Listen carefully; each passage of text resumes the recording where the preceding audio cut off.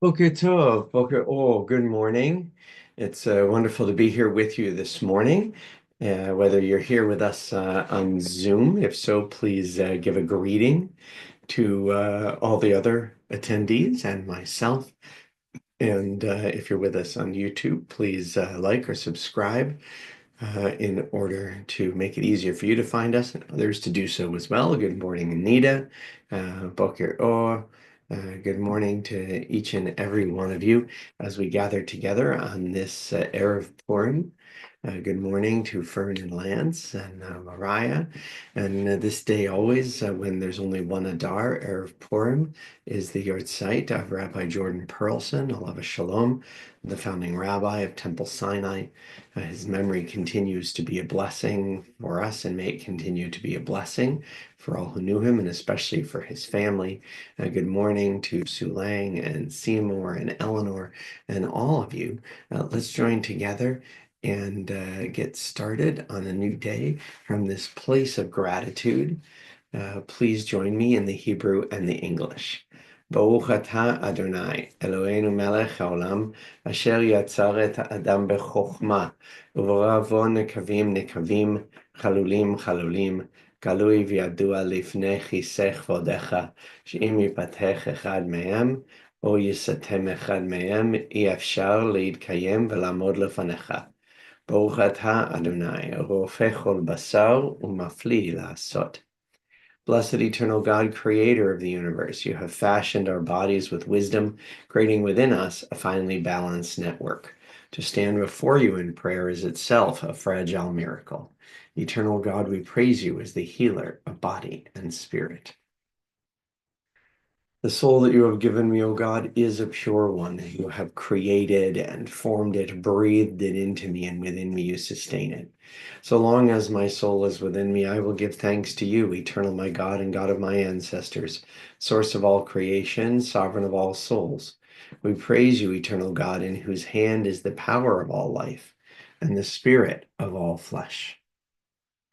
And please join me, Lasok b'divrei Torah, in these words that celebrate our commitment to, our obligation to, our joy of learning Torah.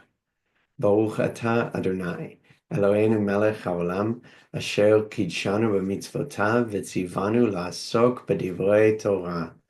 וערב נא אדוני אלוהינו את דברי תורתך בפינו ובפי עמך בית ישראל, ונהיה אנחנו וצאצאינו וצאצאי עמך בית ישראל, כולנו יודעי שמך ולומדי תורתך לשמה. ברוך אתה אדוני, המלמד תורה לעמו ישראל. These are the obligations whose value cannot be measured. They nourish us in this world and help us to create the world to come. Kibud av va'em, to honor fathers and mothers. Ugmilut chasadim, to perform acts of love and kindness. Ashkamat bet midrash shacharit v'arvit, to attend the house of study morning and evening. V'achnasat ochim, to welcome the stranger. Uvikur cholim, to visit the sick. V'achnasat kala, to provide for brides and grooms. Ulvayad hamed, to keep faith with the dead. V'yun tefillah, to pray with sincerity. V'hava'at shalom ben adam l'chavero, to make peace when there is strife. V'tamud Torah keneged kulam, and the study of Torah is equal to them all. Well, please join me in the Berchot HaShachar, in the morning blessings, in these blessings that help us every day to understand our identity, who we are, what we can do with the freedom that the Eternal has given us, and at the same time to look at what our responsibilities are in the world. It's for that reason that we will continue to recite the first prayer of the second page, Matir Asurim, who sets free the captive, both entirely in Hebrew and half Hebrew, half English.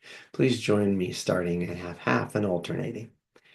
Baruch atah Adonai, Eloheinu melech haolam. You have given the rooster the natural wisdom to distinguish day from night. Baruch atah Adonai, Eloheinu melech haolam, she'asani b'tzalmenu kidmutenu.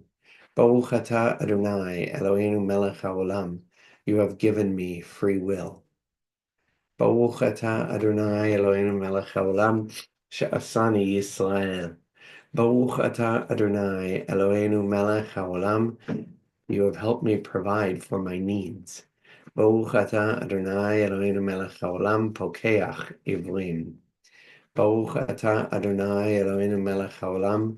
You clothe the naked. Baruch atah Adonai Eloheinu melech haolam matir asurim. And again, Baruch atah Adonai Eloheinu melech haolam. You release those who are held captive. Baruch atah Adonai Eloheinu melech haolam. You help those who are bowed to stand straight.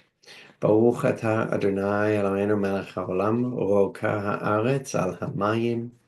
Baruch atah Adonai Eloheinu melech haolam. You guide each person's steps. Baruch atah Adonai Eloheinu melech haolam ozer Yisrael b'gvura. Baruch atah Adonai Eloheinu melech haolam. You crown Israel with glory. Baruch atah Adonai Eloheinu melech haolam hanoten layayev koach. Baruch atah Adonai Eloheinu melech haolam. You remove sleep from my eyes and weariness from my eyelids.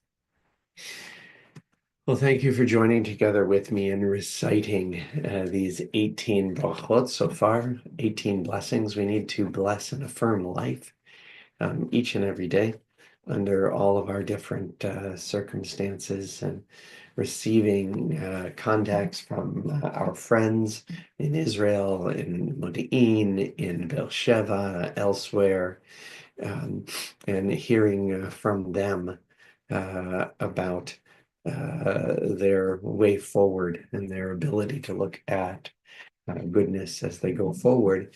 These things inspire me, should inspire us to affirm life, affirm our connection to the one, and to live a life of ahava, of love. Please join me. Shema Yisrael, Adonai Eloheinu, Adonai Echad. Baruch Shem Kavod Malchuto Leolam Vaed. ואהבת את אדוני אלוהיך בכל לבבך ובכל נפשך ובכל מאודך. והיו הדברים האלה אשר אנוכי מצווך היום על לבביך, ושיננתם לבניך ודיברת בם, בשבתך בביתך, ובלכתך בדרך, ובשוכבך ובקומך. וקשרתם לאות על ידיך, והיו לטוטפות בין עיניך, וכתבתם על מזוזות ביתך ובשעריך. ויאמר אדוני אל משה לאמור, דבר אל בני ישראל ואמרת עליהם, ויעשו להם ציצית על כנפי בגדיהם לדורותם, ונתנו על ציצית הכנף פתיל תכלת, והיה לכם לציצית, וראיתם אותו. וזכרתם את כל מצוות אדוני, ועשיתם אותם, ולא תטורו אחרי לבבכם, ואחרי עיניכם, אשר אתם זונים אחריהם, למען תזכרו ועשיתם את כל מצוותיי, והייתם קדושים לאלוהיכם. אני אדוני אלוהיכם, אשר הוצאתי אתכם מארץ מצרים, להיות לכם לאלוהים. אני אדוני אלוהיכם. Adonai Elohechem Emet.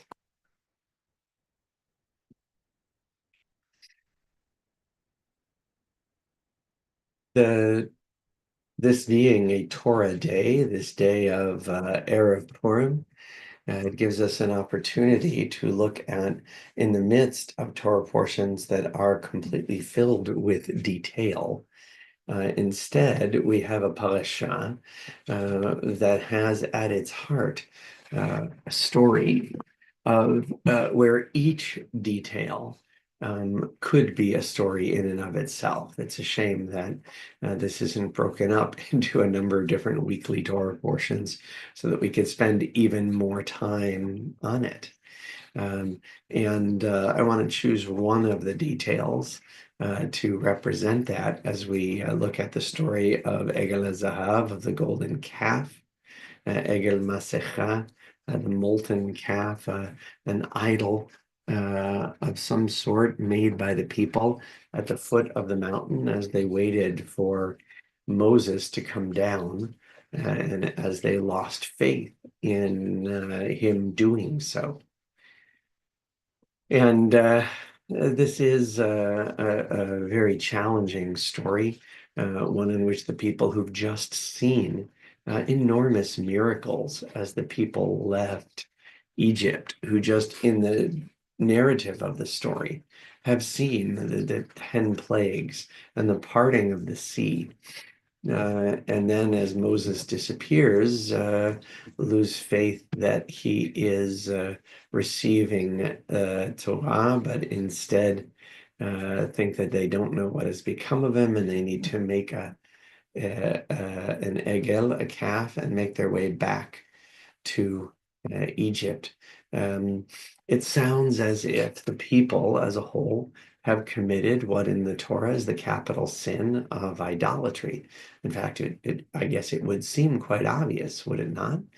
But I think the Torah sees it otherwise because of this following detail as Moses in chapter 32 of the book of Exodus makes his way down, sees the people, and throws down the tablets. Here we are, 32:19. As soon as Moses came near the camp and saw the calf and the dancing, egel umocholot, he became enraged, and he hurled the tablets from his hands and shattered them at the foot of the mountains. He didn't just send them, he hurled them, he caused them to be thrown from his hands. And not just Vayishpol, he didn't just break them, Vayishaber, he shattered them. The way in which the Hebrew is presented shows that this is a moment of real choliaf, real anger. And maybe it's because of Moses' rage that the Torah then has him do the following ritual, if you will, in verse 20. He took the calf that they had made and burned it. He ground it to powder and strewed it upon the water, and so made the Israelites drink it. But this detail, when we retell the story, rarely gets its due. It is there to make a connection between this text and the text of the Sota, the suspected adulteress, in chapter 6 of the book of Numbers, where when there's a possibility, when there's reason to be suspicious, so according to the text, that a wife has had an affair, but no evidence that she has done so, this ritual is created where ink and earth and other substances are placed in water, and the one suspected is made to drink so that the reaction can tell us whether or not faith has in fact been broken or whether it just appears so. That is clearly what such of a ritual would mean. It's not there as a punishment. It's there in a case where we have reason to believe that faith has been broken, that something bad has happened, and yet we do not know for certain. And the conversation goes on with Moses and Aaron, where Moses clearly sees this as a great sinner. He wouldn't be so angry. What did this people do to you that you've brought such great sin upon them? And Aaron says, let my Lord not be enraged. You know, the people is bent on evil.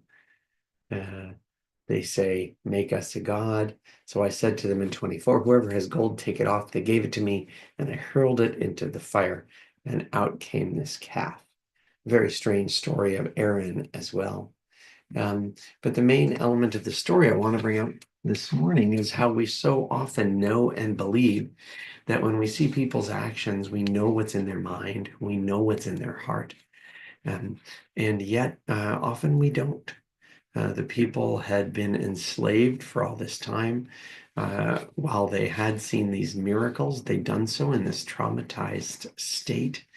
And now there seems to be a doubt that's created. Were they turning to another God, or were they just a people who, due to their experience and their fears, were unable to connect to God without some kind of physical symbol in order to do it, which the Torah prohibits, but is different than worshiping foreign gods. The story is certainly a story of turning aside, of going astray, which is one of the definitions of sin amongst our people. But did the people reject God? The Torah seems to want us to know that the jury is out, so that we know as we deal with others that we must at the same time be careful at our conclusions, at our assumptions in doing so. Let us now turn to our prayer for those in need of strength and healing, beginning before the actual prayer of healing with the soldiers of the IDF, who, though there have been no fatalities in the last 30 days during this ceasefire, who continue to stand on guard and who may have to continue to make sacrifices, enormous sacrifices, for the safety of our people and the state of Israel. Please join me. מי שברך אבותינו אברהם, יצחק ויעקב ואמותינו שרה, רבקה, לאה ורחל, הוא יברך את חיילי צבא ההגנה לישראל ושאר מגיני עמנו העומדים על משמרתם. ישמרם הקדוש ברוך הוא ויצילם מכל צרה וצוקה ומכל נגע ומחלה, וישלח ברכה בכל מעשה ידיהם. ויקוים בהם הכתוב, וכיתתו חרבותיהם לעתים, וחניתותיהם למזמורות, לא יישאו גוי אל גוי חרב, ולא ימדון עוד מלחמה, וישבו איש תחת כפנו, ותחת תאנתו, ואין מחריד ונאמר, Amen. May the one who blessed our ancestors bless the soldiers of the IDF and all who stand on guard for us. May the Holy One guard them against all difficulty and distress, injury, and illness. May all of their actions bring blessing, fulfilling the prophet's words. Let them beat their swords into plowshares and their spears into pruning hooks. Let nation not lift up sword against nation, and may they learn war no more. May all sit under a vine or fig tree, with none to make them afraid, and together we say, Amen. We move from there to our prayer for those in need specifically of strength and healing from injury or illness or isolation, or being unwell in any way. And especially our prayers for those who continue, both living and no longer so, to be held hostage in this ongoing day-to-day crime against humanity, while the fools and criminals at the UN continue to search around to say if they can find some other crime to focus on, while ignoring the plight of the hostages. We will not do so. And so for them, for their families, as well as for those in our circle of friends and family, for those in our community, for those in need, those names given to me and given to the synagogue, for those names placed in the chat and this and other services, we turn to these words of a refuah. מי שברך אבותינו אברהם, יצחק ויעקב ואמותינו שרה, רבקה, לאה ורחל, הוא ירפא את כל מכותינו. יהי רצון מלפניך אדוני אלוהינו להחל עמם לרפאותם, וישלח לנו מהרה רפואה שלמה ותרת שלום ונאמר Amen. May the one who blessed our ancestors bless and heal all who suffer. May it be the divine will to provide healing and strength. Reveal to us the holiness of life, the wholeness of shalom, and let us say together.